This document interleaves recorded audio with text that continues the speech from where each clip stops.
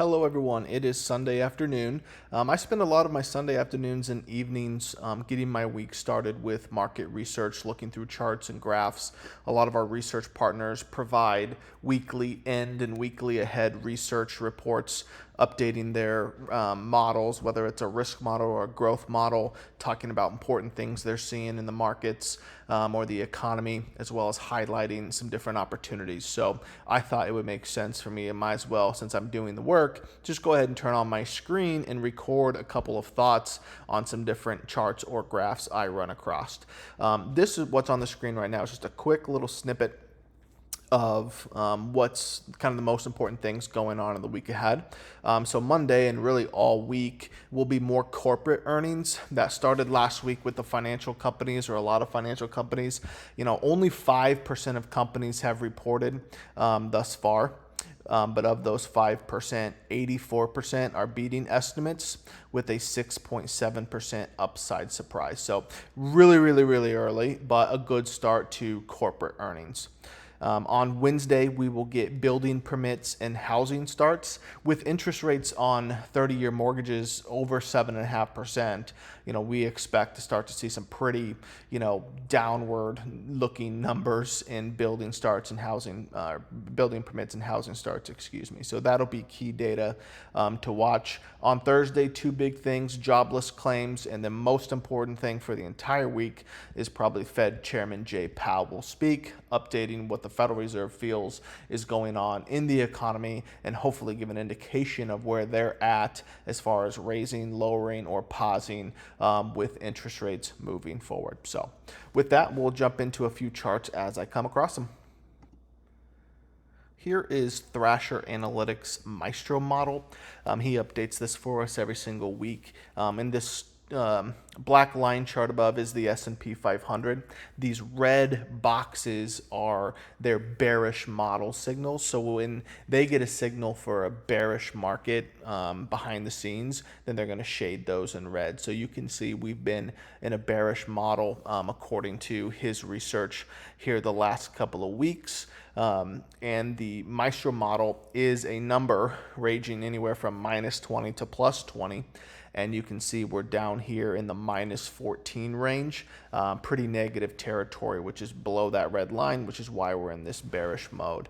The other thing he shows us an update here is what's called a capitulation gauge down here in the bottom quadrant. And you can see a capitulation gauge is kind of when the market is like given its last attempt to end something or exhausted out of a particular move. So you can see the market moving down here all of 2022, and he got these blue arrows right here, two aggressive bullish signals. Okay, with a capitulation gauge all the way to the peak of 6. So we had some capitulation gauges here at the 5 range, okay, which were accompanied with aggressive bullish signals, which did work out well. But here we got the double. We got the aggressive bullish signals with the maximum capitulation gauge, which resulted obviously in a pretty important move in the market here to end 2022 and start 2023. Here in the middle of 2023, he got a bunch of clusters of aggressive bearish signals. Now, the market continued to work against those signals for, another close to 90 days, but then did eventually roll over where we find ourselves today. So a pretty negative reading, minus 14 on the Maestro model, with no sort of capitulation going on here in the right-hand side. So the market, whatever this move is, the market is not finished with it yet. We would like to see some sort of spike in capitulation to say, okay, this market is, losing steam in the direction it's headed and could potentially be ready for a reversal.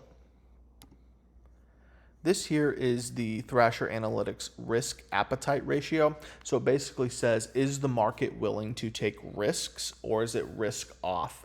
So it ranges anywhere from 0 to 100, 50 being the middle line. If we're over 50, we're risk on.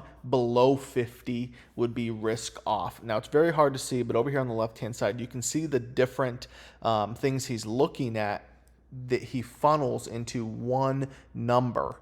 Okay, so all those inputs go into this one number, and you can see this risk appetite ratio right here. So S&P 500 on the top, risk appetite on the bottom.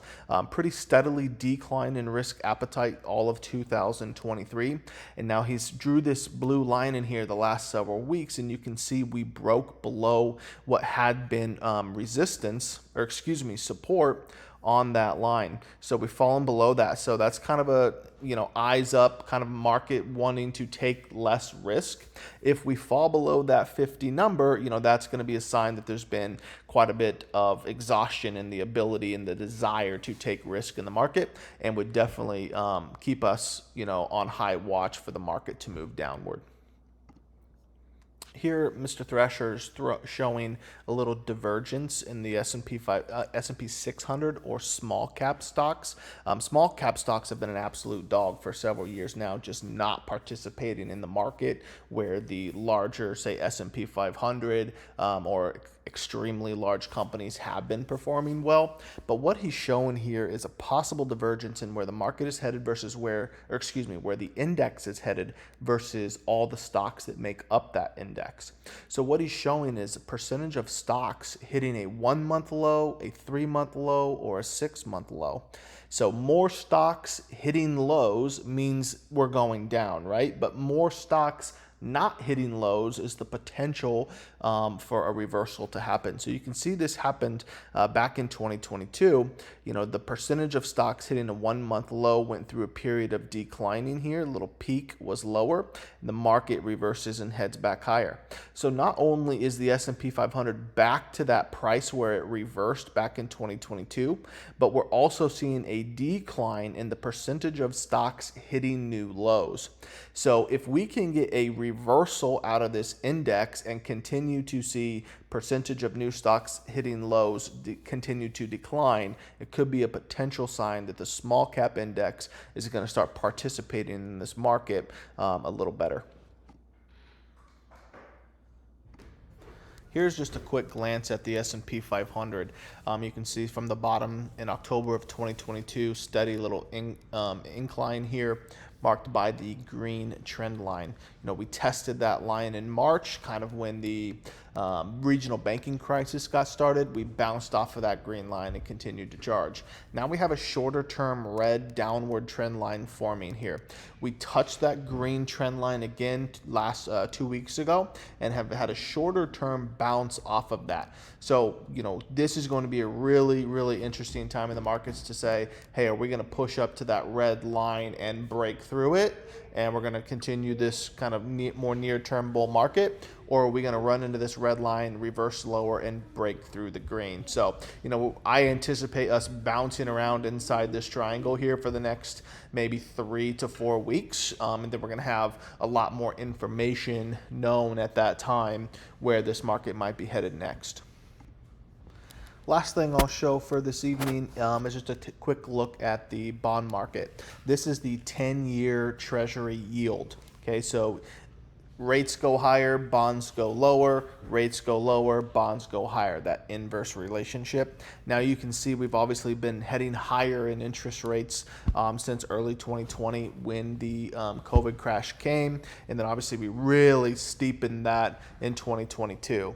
Now what I found interesting and something we are carefully keeping an eye on is this chart. So there's the same thing here, but what I've highlighted is every time relative strength or a momentum indicator we follow reached 80, okay, or that high 70 mark, and that's represented by these vertical purple lines. So in March of 21, May of 22, and October of 22, you can see in this bottom quadrant here that relative strength spiked up to this high 70s or 80s and then rolled over. And when those spikes happened, the Treasury yields also fell with it all 3 times, pretty substantially. So we have our eyes open to see if this will be the 4th time where relative strength spikes to those high 70 numbers and interest rates fall a little bit. Last week, we did extend our bonds a little bit longer term and bought some duration. So again, we extended duration on our bonds a little bit, just 5% of our portfolio. We went out and bought longer term bonds in expectation that if interest rates fall, these bonds will move higher. So the next part is going to be determining if that fall does happen. Is it a longer term fall, meaning that for this particular hiking cycle of the interest rates, it's going to be over? Or is this more of a shorter term pullback and rates are going to continue to climb higher? So very important time to be watching interest rates and be sure we're shifting our bond portfolio to represent that move. So hope you all have an awesome week. Of course, as always, holler, text, call, email, whatever with any questions that you do have, and we will talk to you all very soon.